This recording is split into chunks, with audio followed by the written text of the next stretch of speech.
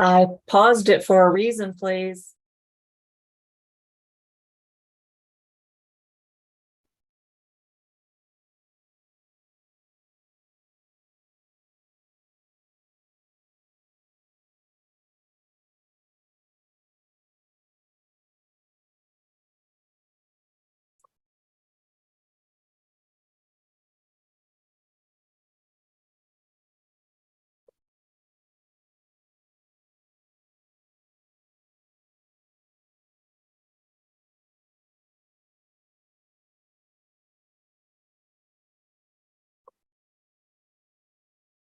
Hey, Jerry, waiting on your YouTube? Yep, I lost restream. All right, we're up now. Welcome, everybody. A little bit of technical difficulty there. I apologize for that delay. Welcome to Mental Health Awareness. Thanks to everybody for joining us for this episode on June 26, 2023. This is another episode of JAWS Coffee Chat. We are joined today with Jennifer A. Whitaker, host of Coffee Chat, JAWS Coffee Chat, and also with C-Snaps, who's going to be helping us out today.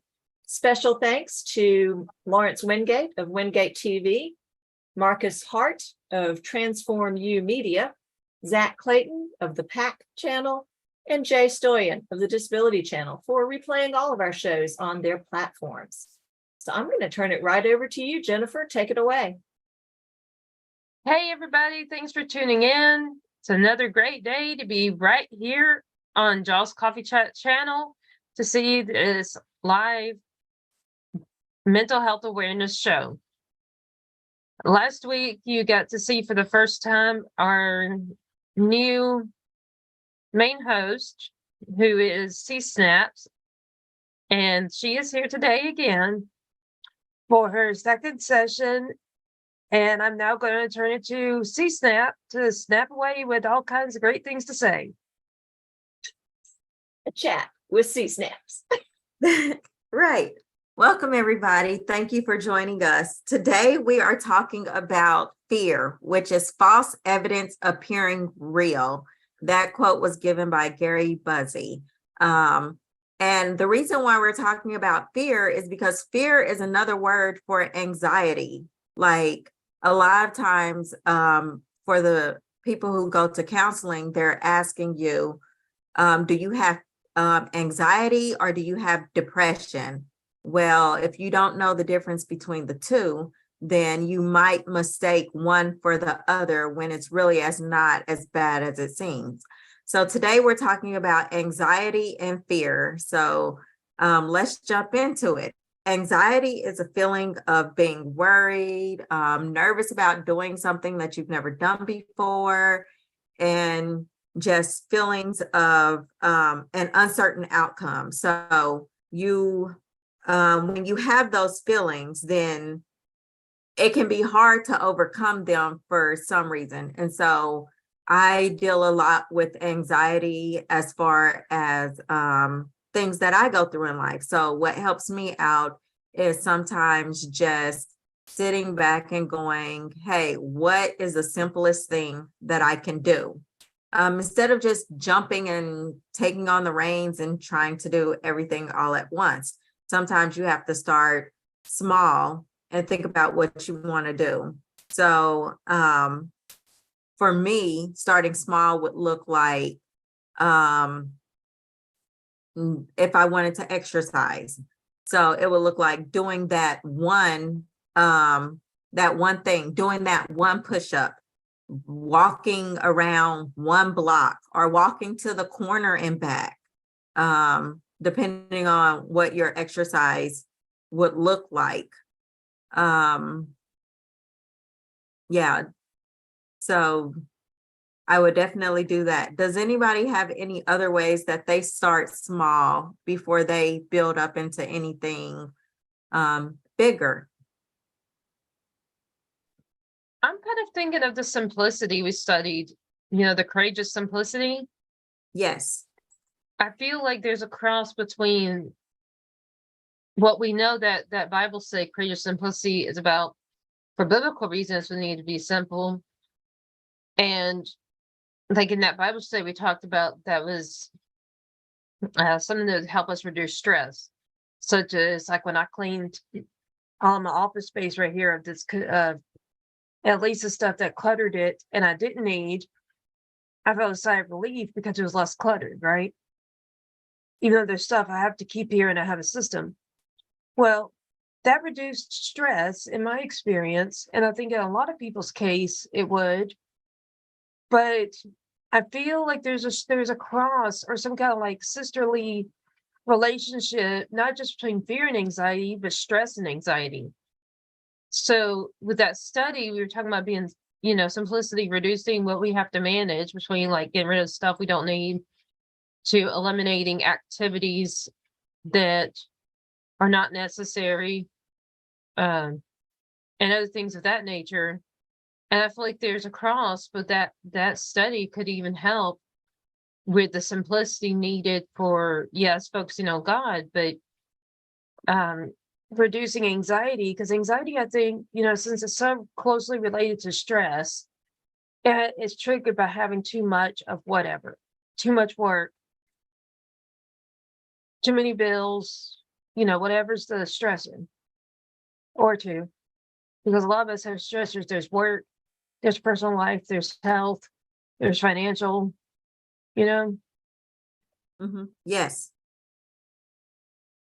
So, I totally agree. So being with, like, when she was talking about our Bible study, Courageous Simplicity, they basically go in and teach you just kind of how to simplify your life. And so when you start to simplify your life by making the things around you simple, then it allows you to, it kind of allows you to do more of what you want to do, not feeling like you're going by popcorn and just doing other things like random. So one of the things that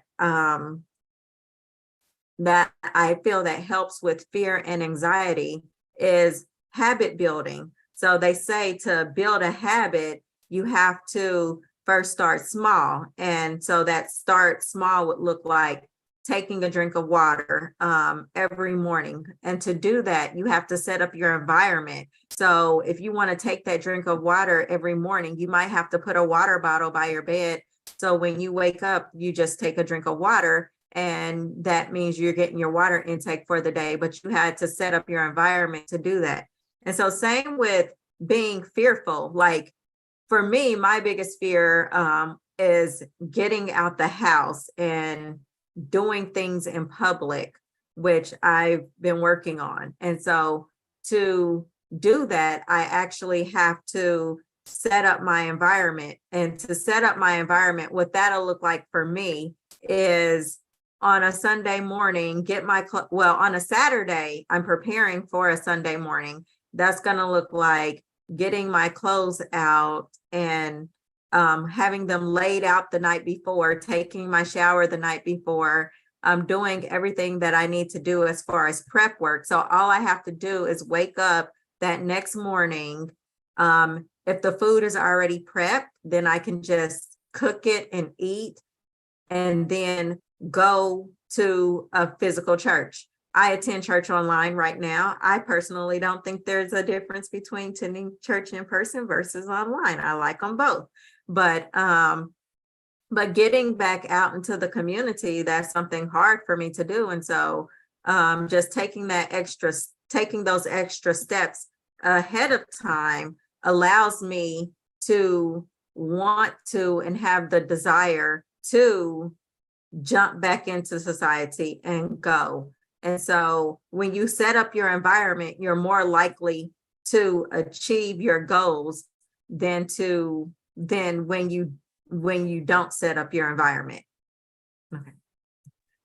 Well, speaking of that, setting up your environment to try to get out of the house when you have different kinds of discomfort, whether it's some kind of phobia or it's some kind of anxiety, like social anxiety, different mental health illnesses that cause us to be more at home when that's not necessarily what we need or is best for us. And I can tell you, before I had brain surgery, which was before either of you knew me, I had a severe case.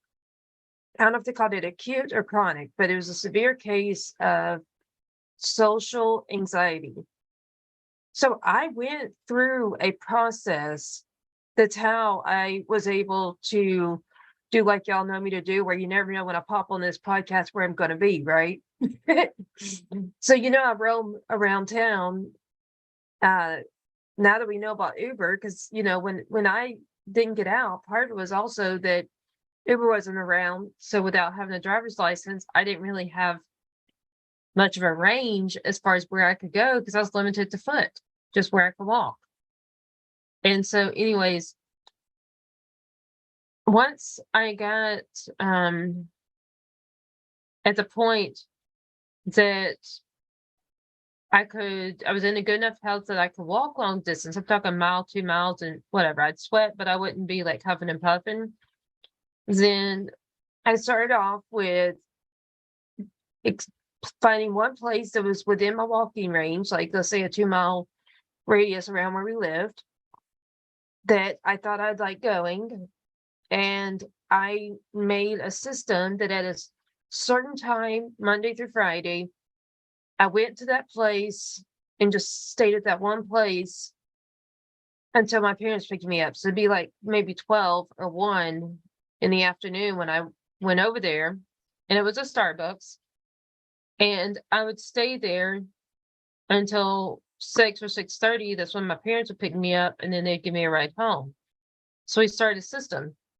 But it was weeks at a time, if not a month, before then I said, oh, now I'm going to try going to the McDonald's that's nearby to get my lunch and then walk back home to do the rest of my work at my home desk. But I did it a little at a time, where with me, it was one new place, go regularly on the regular system until I get adjusted and comfortable with that one place, and then add the second place, then add the third place. And I mean, it took a long time, 5 or 6 years, to where I actually felt where I could just go anywhere without having that anxiety or fear associated with being places that were in public. But I admit it wasn't just me kind of gradually working myself up. It was also working with doctors by admitting that I had a fear of being in public. And they actually found mine was a mix of my Asperger's or autism that's usually accompanied by social anxiety, along with my paranoia, where I thought people were making fun of me. And anytime someone laughed, I could have sworn they were laughing at me, and I'd hear them making fun of me. And then it turns out, because after brain surgery and I didn't have that anymore, I'm like, these people are giggling at some joke one of them just said. It's not even about me. But it was a fear because I heard what I heard. And then I knew when I'd approach people, they would look at me like, what are you talking about? We didn't say anything like that. And I always thought that was because they didn't want to admit that they're making fun of me. And so I would come back with, well, I heard you. I know you said it. No, serious. Admit it and apologize.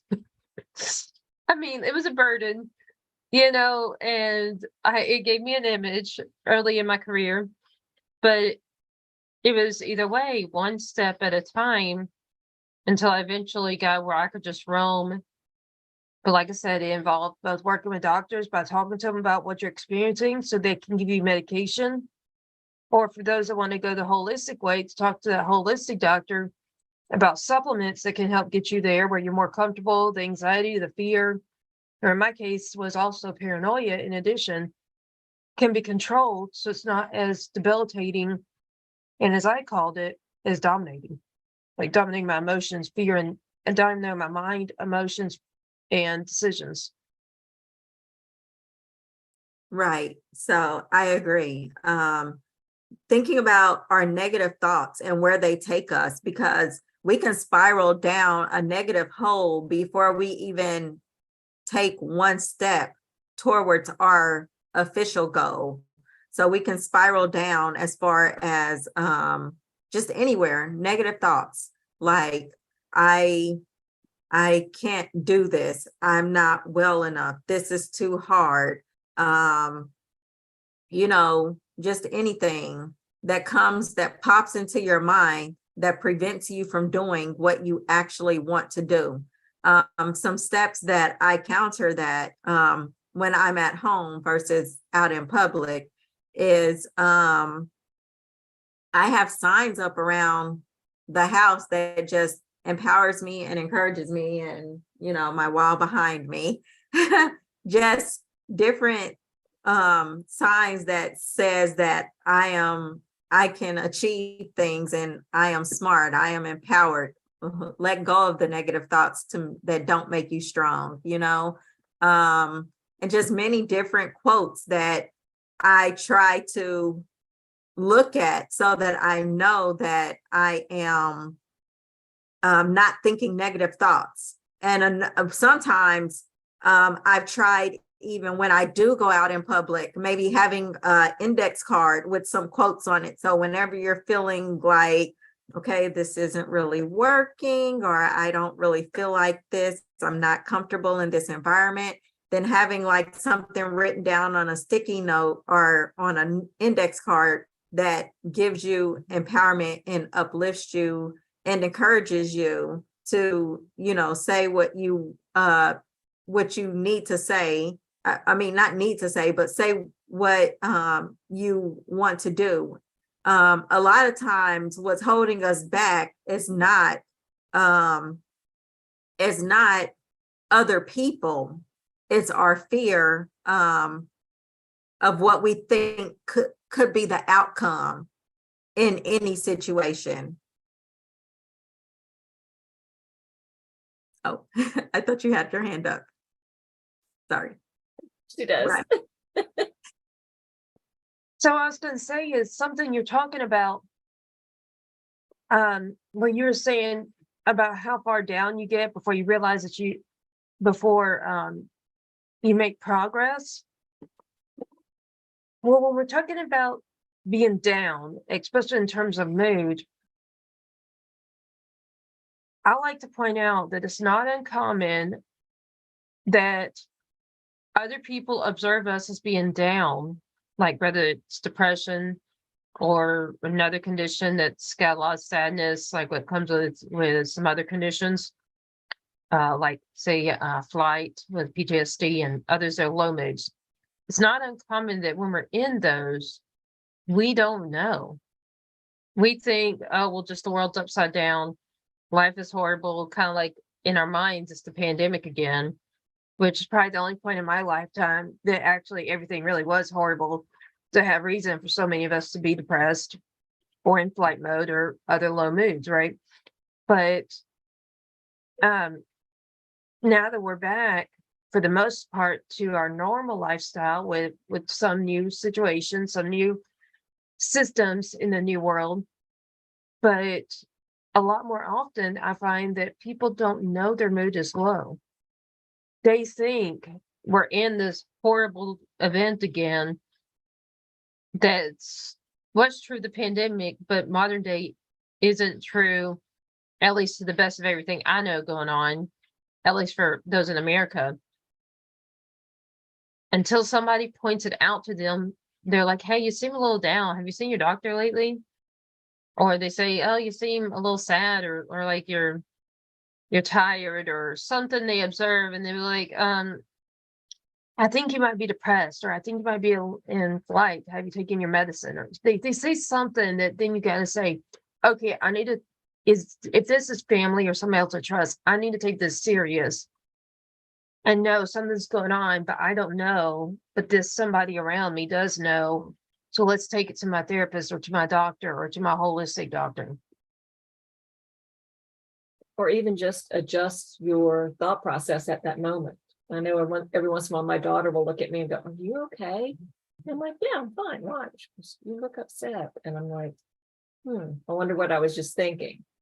If something was eating at me at that moment and it was showing on my face, but I wasn't really even paying attention to it. That negative thoughts coming in. Well, I think both are true. What I said, because sometimes Oh, yeah. it's actually clinical, and there's what I say this that applies, and then there's other times it's not clinical, and what you said would be helpful for the listener to do. Right. So true. I know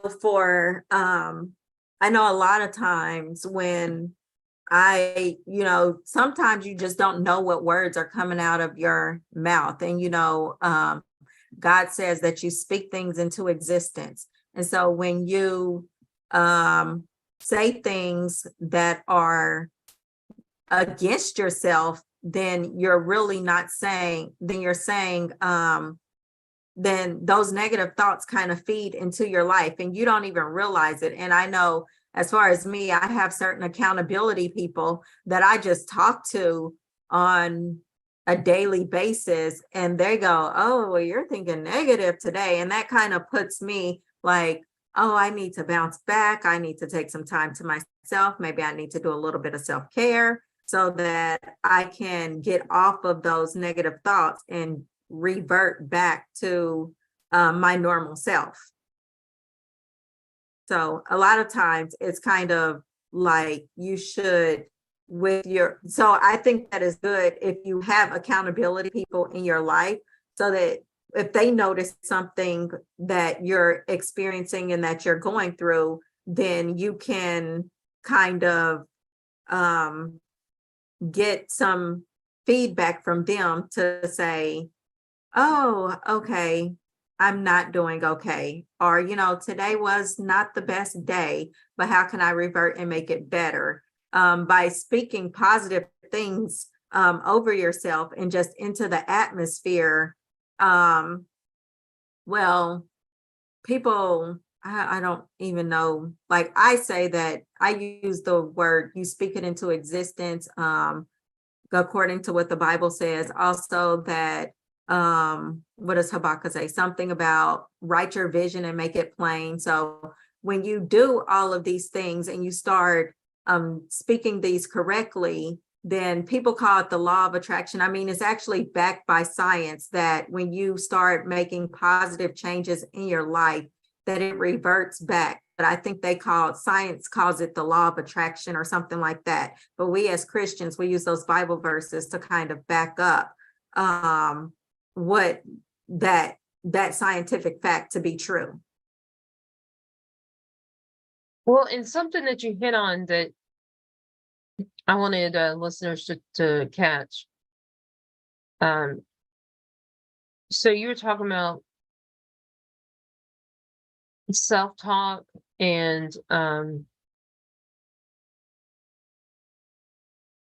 talking about when we're talking to other people, it's all a matter of either conversation, self-talk, or talking to someone else. It's all about what we say. And I have personal experiences where I will think and believe I am saying one thing, and then what somebody else heard, keywords were different. So the whole message was different. And so with things like that, I think we sometimes need to pay closer attention to what we are saying. And when someone actually says that what we said was different than we intended, to look inside of ourselves and say, well, if I think I said something positive and somebody got something negative, that's, like my something I said had to do with talking about Friday, but my mom said I actually said Saturday. And it's like, okay, think what's going on in me. And if the message is like thought I said something great about Friday, and she says I said something horrible about Saturday, then to look inside myself and say, what is going on?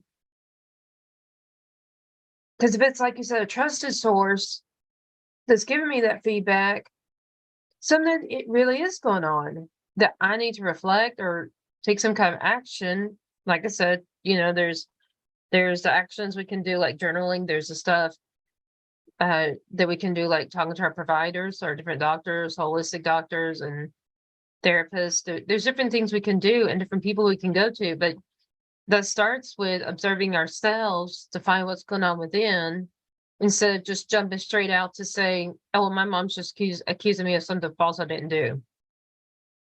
Well, just because we're aware you did it doesn't mean you didn't do it. And then again, that's why we need those trusted sources. And for people that don't have a support system, that may be just their therapist or a different type doctor. But that's part of the reason for those of y'all that don't have a support system that you need to expand your horizons to socialize with other people.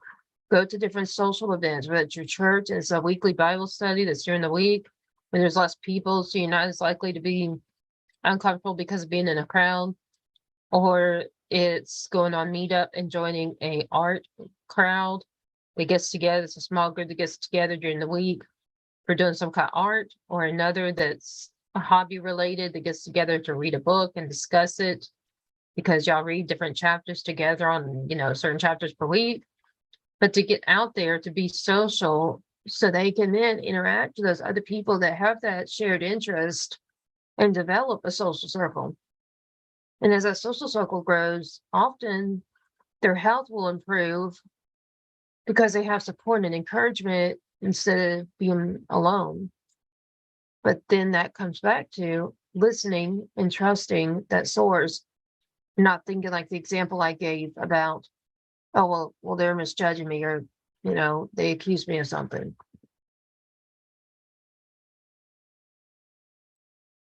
I totally agree when it comes to a support system. You need to get out and definitely find some people who can support you in different ways. If you don't know what you need in a support system, if you look up DBT House, it's a kids activity, but it kind of walks you through some of the people that you need in your life, like I'll just give an example of some of the things that are on it. Who protects you? So who do you feel that is your protector? Do you feel like you're safe in your environment that you're in? Anyone who supports you, who do you feel that supports you? Like if anything was to happen in your life, who kind of has your back? And then just there are some other things on that house that are like really beneficial for just knowing and building the support so that you know what's around you and like what you have and how that will help you. There are different stages to this whole support system, but I think it's important. And once you get the people that you need around you, like who are your friends? Do you have friends? Are you a loner? What can I do to make more friends? It's very important that every person, whether you're mentally ill or not, because I tend to find that there are a lot of people who aren't mentally ill who don't even have a support system and they're kind of on their own and they can handle it. Yeah. But I think when they do, it's a lot of times they've just never heard about a support system. And so I find that people who aren't mentally ill that hear about, having a support system, they go, oh, that's a really good idea. So, as far as being mentally ill, it's even more important for us to have a support system, because if anything ever happens to us that we can't handle, if we have people in our corner that want to support us, want to encourage us, and want to uplift us, then they're more apt to help you in a crisis versus look at you in a crisis and go, oh, I don't want to be bothered. So another thing I see with what you're talking about of developing the social circle is also starting small and don't expect to be a big social circle, but also start with those more easily accessible, like with how I live in a neighborhood. Then I could go to my 2 next doors and the 3 or 4 houses across the street from me that are like a square around my house. That square or rectangle it draws my house is on one side of it, and then there's the two on each side of my house, across and in the middle.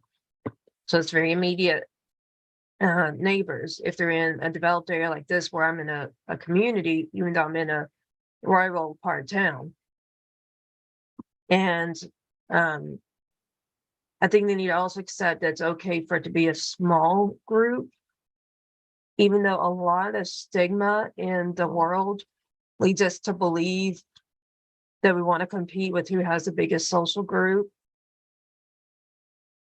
So everybody's trying to meet new people and get to know a lot of people and talk about how many people they know versus the just being comfortable with a certain amount of people in their support system.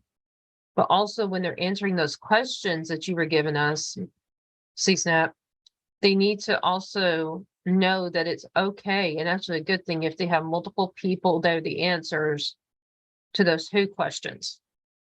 Who is your support? It's actually better if you have a lot of people, whether the last 3 or it's 4, how many, but more than one. But the starting point is to have one for each of those and to actually use them as your resource when you experience those different emotions. Because like think of the people you're talking about that don't have mental illnesses, but don't have support systems either. They probably have a lot more stress than we do because they don't have those people helping out. So they may not be depressed or anxious or, others, but they're probably very stressed because they don't have somebody sharing it. Oh, I was just saying so true. It's, because everybody has stress. Not everybody has mental illness, but everybody has stress. So they probably have a larger load because they have more to carry and less people to say delegate, like we talked about in that. Then again, the courageous simplicity and delegating certain things to the children, their roles, others are to the wife, assuming it's a man, or the vice versa. But that's say 4 people team. They can distribute out different people delegated to different parts versus say you or I were, we're just one person without another half and without kids. Well, but what if we didn't have our family too? Then it's an actual one person that's actually alone. So they probably have more stress, which means the quality of life probably is not as good and would be better if they developed a support system with these different activities to get them out and meet people, even if it starts with just meeting their immediate neighbors. So true. I guess for me, I just did a quick search and they do have an adult DBT house, which is slightly different from the kids DBT house. So I would encourage both of those. And like really just with the whole support system, just it's good to have those people. And you just like you never know when you'll need someone. And so if you can develop that, then it's definitely important to do that. Yeah. So I guess to wrap it all up, let's bring it back around full circle. If you're experiencing fear, which is false evidence appearing real, then you do not want to, don't look at what you think is going on. Take away those negative thoughts out of your mind. Focus only on the task at hand and believe that you can do it. Like, start saying that I can do this, or I will do this, and I can do this, affirmations. And so just do that. Build your support system up. Don't, if you're more apt to do something with a friend. So if you can just find one friend, then you already have a friend to tackle that situation with you instead of being alone. A lot of times going at it with a friend makes you follow through more. So definitely go at it with a friend to to do more. Yeah, so that way you're not alone. I know from my experience, a lot of times I don't want to do anything because I don't have anybody with me. But also don't be afraid to do things by yourself. And so that takes a lot of getting better at being alone. If you don't know, if you can't go out in public alone, then that takes a lot of courage. And, you know, that's a whole nother Bible verse. Start with That's the small steps. You know, if you can't go out alone, just go to the mailbox and back. It doesn't Yeah. have to be some big trip to a park or to a crowd or anything. Just step out the front door. But I know I think had trouble also- with that. I think also where she said, don't be afraid to do things alone is counterproductive. Of where we're trying to tell people to develop a support system, and just the only thing is we want them to know there are certain things it's good to do alone, like sweeping and mopping, but that doesn't mean you don't need a support system just because there's things you can do alone. The reality is an in-between of the independence, say that you can clean the house by yourself, or especially one room or something small space by yourself, but you have a support system for areas where you need others. Like say in my case that I don't drive, so in order to get these places I roam, I need that somebody else, whether it's an Uber driver, it's a friend, it's you know, a client that, you know, you trade something like ride for some service or product, however you do it. But that where you have the needs, you find the support system and develop the support system and work out a system where y'all are helping each other. But that you also do independently what we're expected to do independently. Like you don't expect me as being close to 40 to still be getting my parents to help clean my house. You expect me to be able to clean it myself as an adult. So that's where I say that with where you started and then where you're ending, the real truth is we need to be somewhere in the middle with having both. Right. What I was trying to say is for the people who kind of don't have a support system, that means they have to go out into the world alone. So I'm saying don't be afraid to take that step to go out into the world. Because going out into the world will help you get that support system. Right. Yeah. You're going to need to take that first step if you don't have it so that you can. I was touching base where she said, don't be afraid to do things alone, because that's what seems counterproductive of Right. the going out, developing the circle that you actually need. You may not even realize they need. So true. All right. Oh, go ahead. Well, this has been a great session. You did a great job there, C-Snaps. And again, this has been another episode of JAWS Coffee Chat, Mental Health Awareness. We're here every Monday at 2:30 Central Time, 3:30 Eastern Time. I think that's right. All these time zones. Yes. Oh my goodness. You got it. And does anybody else have any other announcements that they want to pop in here right at the last? Jennifer? Yes, actually, I wanted to tell everybody that in the next week, we're going to have a opportunity where different listeners can support our podcasting through a app that's it's technically not an app, it's technically an AI, artificial intelligence, that's used for marketing a business for the person that owns that. And it's $99 a month, unlimited usage, an unlimited number of followers, subscribers, or list of people on your email, or all kinds of other unlimited It's great for small businesses if they want to use artificial intelligence to do their digital marketing for them. After they put in a few hours to do the initial setup, which they actually, on this AI that you will find on our website, they have videos and stuff that guide you through how to set up.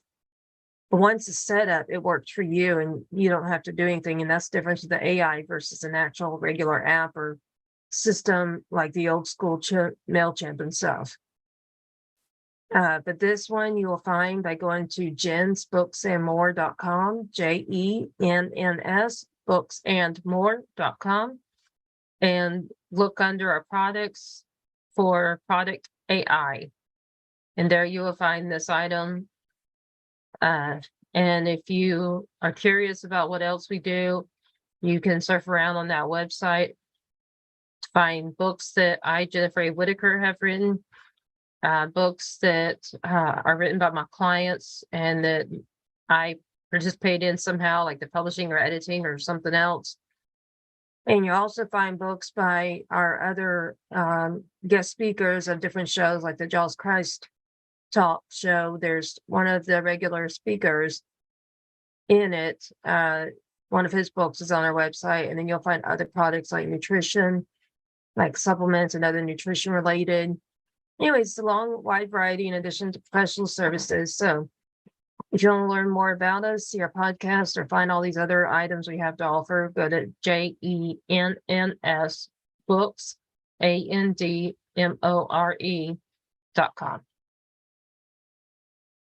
Excellent. All right. Well, thanks again to everybody for joining us today. Once again, Lawrence Wingate of Wingate TV, Marcus Hart of Transform You Media, Zach Clayton of the PAP channel, and Jay Stoyan of the Disability Channel, all for showing our show, replaying our shows on their platforms. We'll be back next week. I believe that's July 3rd, right before the holiday. Can you speak? Nope, I can't. Oh, no. So I'm going to stop talking now and say, until we see you next time, have a great week, stay healthy, be productive, and have an enjoyable week. Thanks, everybody. Bye-bye.